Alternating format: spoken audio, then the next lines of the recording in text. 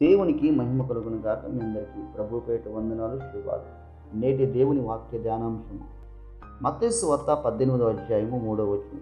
మీరు మార్పు నొంది బిడ్డల వంటి వారైతే గాని పరలోక రాజ్యంలో ప్రవేశింపలేరని మీతో నిశ్చయంగా చెప్పుచున్నాను. ఈ మాట యేసుక్రీస్తు పలికిన మాట.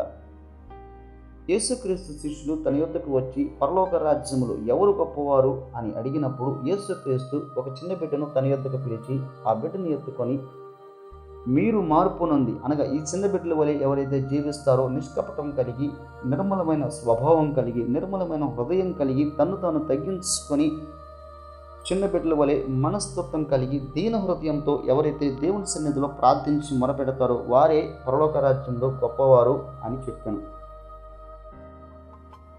ఈ లోకంలో ఎవరైతే దేవుని యందు నిరీక్షణ విశ్వాసము ఉంచి, యేసుక్రీస్తునందు విశ్వాసం ఉంచి నిజరక్షకుడిగా అంగీకరించి దీన హృదయంతో తగ్గించుకొని దేవుని సన్నిధిలో ప్రార్థించి మొరపెట్టినప్పుడు, అలాగే ఈ లోకంలో చెడుతనమును పాపమును విడిచిపెట్టి విసర్జించి ఎవరైతే యేసుక్రీస్తును వెంబడించి నిర్మలమైన హృదయంతో నిష్కపటముగా ఎవరైతే దేవుని సన్నిధిలో ప్రవర్తిస్తారో, దేవుని ఎదుట సత్ప్రవర్తన కలిగి ప్రవర్తిస్తారో వారు పరలోక రాజ్యంలో వారసులుగా మారతారు. అలాగే పరలోక రాజ్యంలో గొప్పవారుగా యేసుక్రీస్తు వారిని దీవించగలడు.